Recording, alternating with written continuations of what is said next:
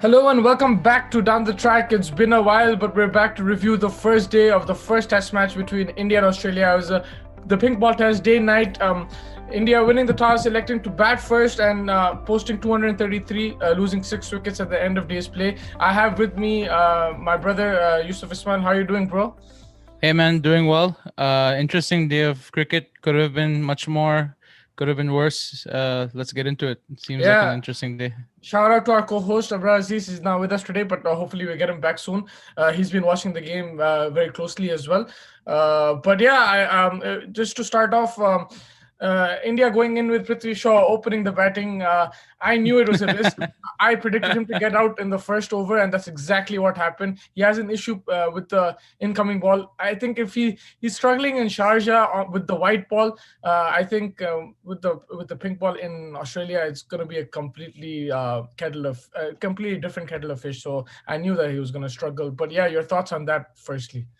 Before we talk about that, I think we messaged in the morning while we were watching the match, and you're like, that feeling of Test match cricket is something else. They wear the blue blazers and the white kit and everything. There's like a different level of sophistication and elegance when it comes to Test match cricket. So Is the, it's something else, definitely, especially yeah, in these foreign tours. for me, it's the best format for any sport. Like it's my favorite. Like just to watch and relax and watch the game. Yeah, it's amazing. And in Australia, in particular, there's good atmosphere. The crowd was there, so yeah, a lot of fun.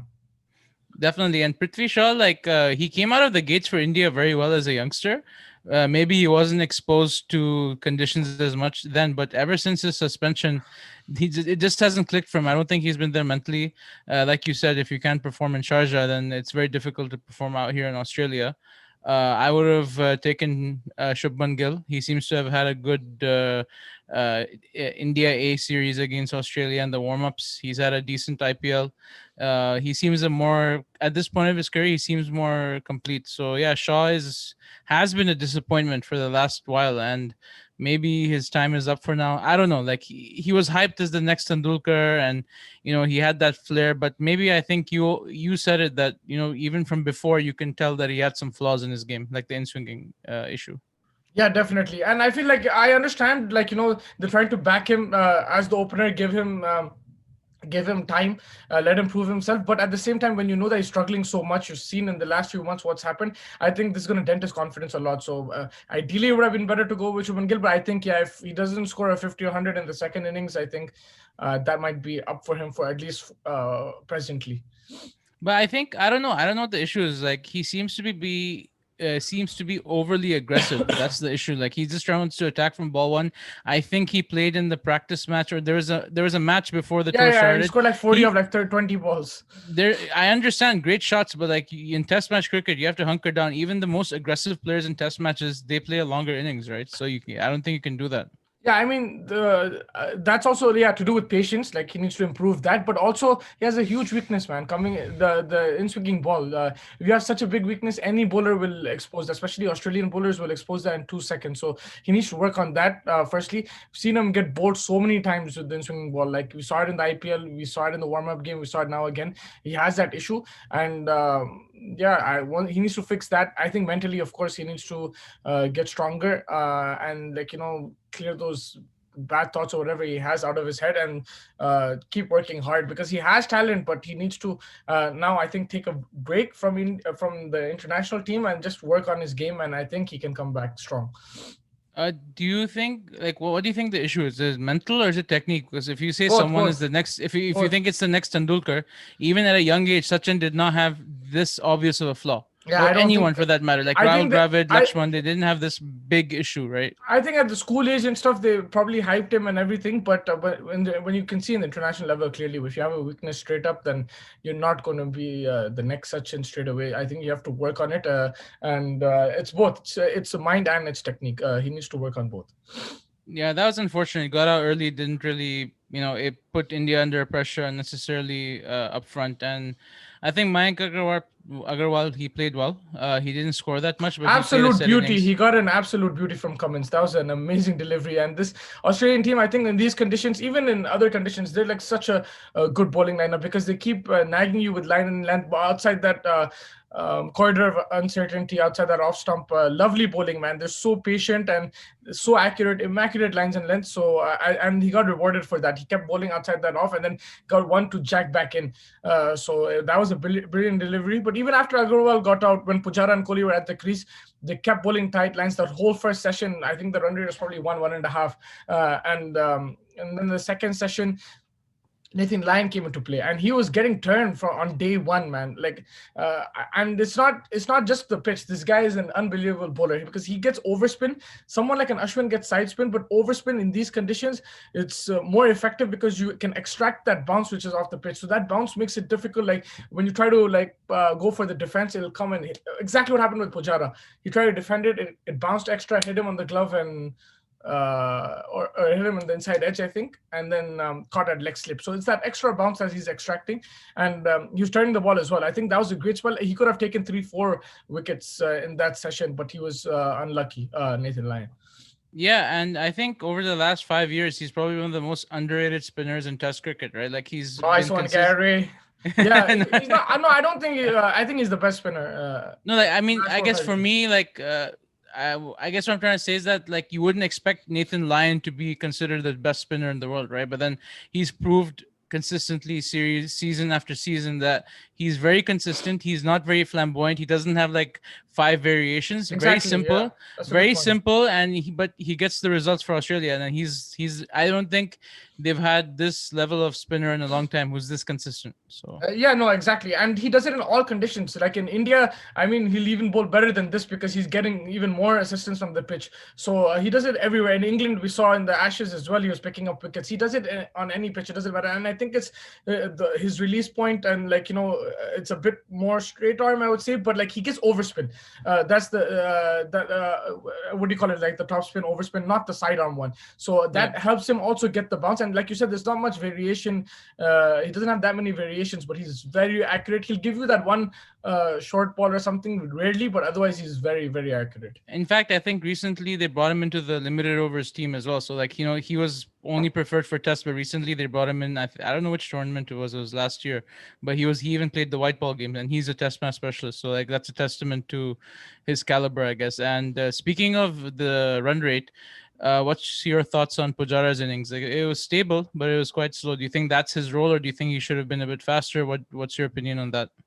Pujara got his blanket, pillow, everything with him, and just was there at the crease, ready to sleep over for the next few days on the crease. But I think that method works in like Australia and India. Where it doesn't work is for me, from what I've seen recently, in New Zealand and England, because when he was doing that in New Zealand and England, the ball keeps swinging, so there'll be one good ball and he can still get out anytime. In Australia, when the ball gets softer, it becomes a bit easier to bat on. You saw in the second session, he was getting those.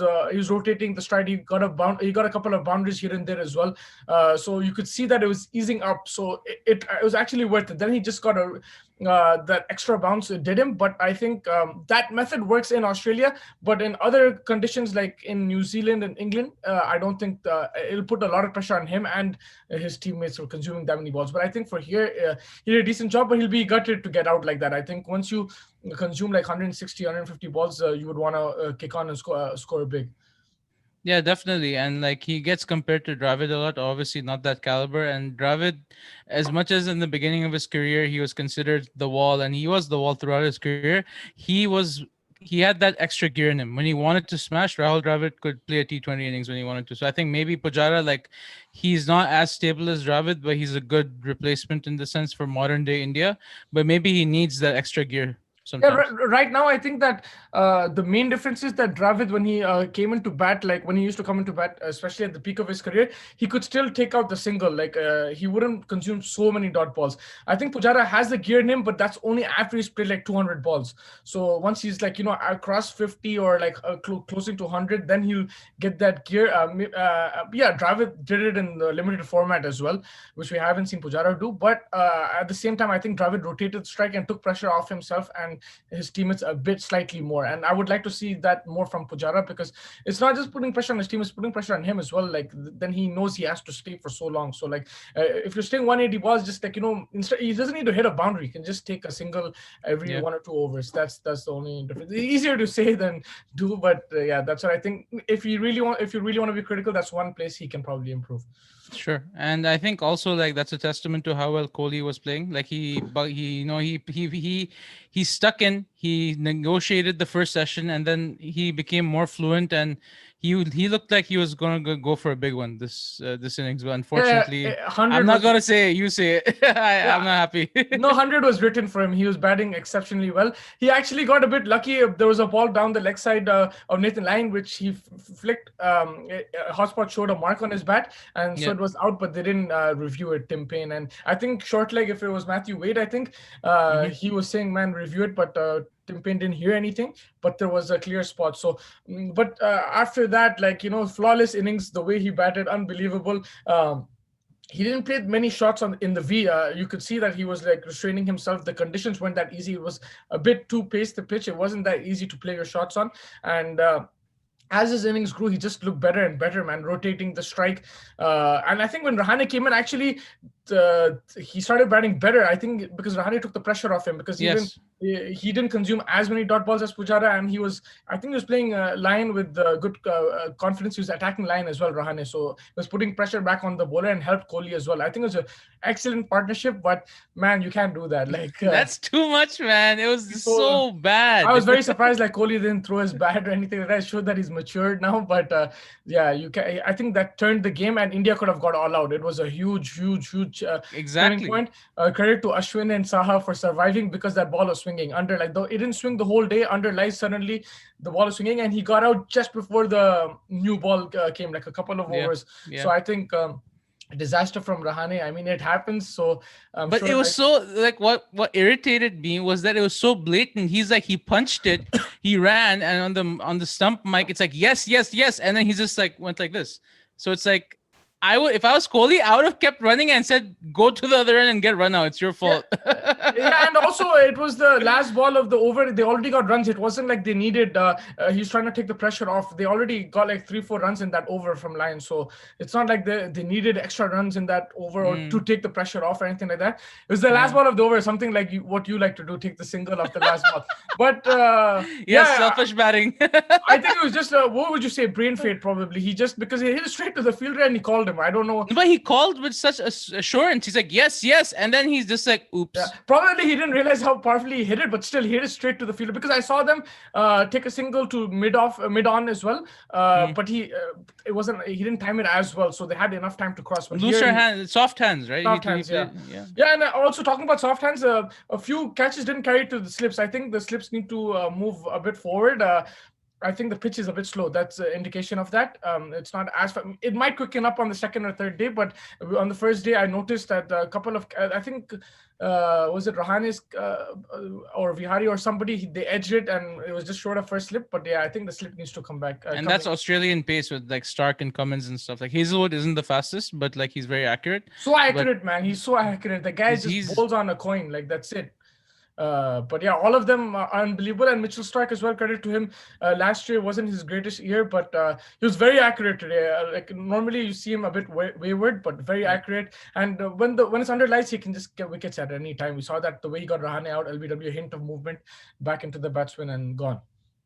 Yep. So, what do you think of India's position? Do you think Saha and Ashwin can push it to 300? Because I was reading on Twitter that basically the match is poised. 233 is maybe below par, but if 300 is on the scorecard, it'll put enough pressure on Australia to think about it. So, do you think it's that kind of pitch, or do you think even 300 Australia can just like bat like two down and get to 300? What's your No, I prediction? don't think it's that easy of a pitch, but I think India were in a dominant position. They could have easily, like, taken it 70-30 in their favor if Kohli and Rahane were batting in the second day.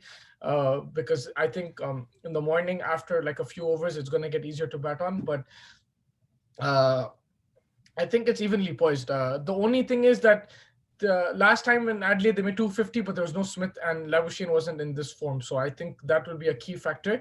It's not going to be easy for them either, but it's going to be a key factor because they're both brilliant batsmen. So India will need to bowl really well. The way Australia bowled, like India have to match that, and it's not easy. Like they don't have Ishant Sharma. Umesh Yadav needs to like buckle up and be.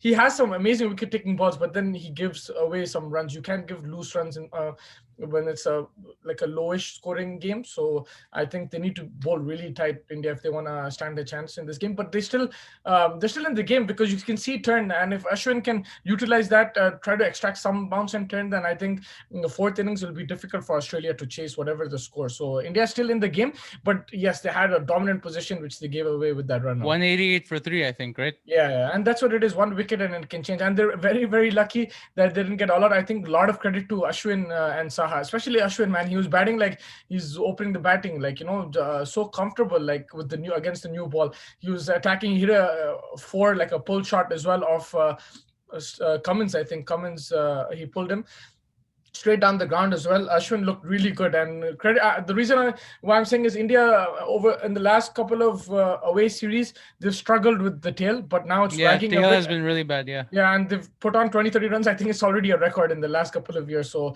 if they can keep going, get close to 300, it'll give a lot of confidence to their bowlers. Definitely, and I think Umesh Yadav is the weak link, so that's going to be a big question mark. See what happens situation in the next innings because you have look with the third fast bowler, it's all a risk depending on who you pick, right? Ishan Sharma's not there. You have Umesh Yadav. You have Ishan Sharma would have been ideal, but Umesh Yadav, that's the thing with him. You don't know what's going to happen with him. Like he could be coming and picking up 3, 4 wickets, or he can get hit. So, but yeah, I think first he needs to uh, try to keep it tight, and then yeah, he'll always look for a wicket. So if there is a bit of movement there and stuff, he could extract it. But yeah, he needs to focus on his line and length and not give those loose deliveries. all right. So who do you think was like the pick of the players from each side today? Like India, I think India is easy, but India and Australia, who do you think? Then I'll go. Yeah, India, Virat Kohli, and I think for Australia, I would probably say, I think they all bowled well. Stark was unbelievable as well, but I'll just go Nathan Lyon because I just felt that he could pick up a wicket every 2 overs. He could pick up a wicket, like he was getting that extra bounce and turn, and he was unlucky. Like a lot of inside edges off the pad didn't go to silly pointer mid off, and Yeah, it just landed short. So I think he was unlucky, and for a spinner to bowl like that on the first day speaks about his stature. definitely. I think I'll go with Virat Kohli. It's the obvious choice. I would have given it to Rahane, but he got Kohli run out, so I'm not happy about that. For Australia, they all. You're right. When you look at the stats, they're all the same. It's very similar. I'll just say Pat Cummins Yeah. because I like him. But Stark was very good. Hazelwood, like you said, on a dime he can bowl. So the Australian bowling, all of it was really good. Yeah, they bowled as a team. So I mean, they were relentless. That was the word. But yeah, I Yep. think that wraps up the first day review. Thank you so much for joining me. It was a lot of fun. Hopefully, I'll join you tomorrow for the second day, and it'll be really interesting to see what happens the day two. And yeah, man, have a good night. Take care.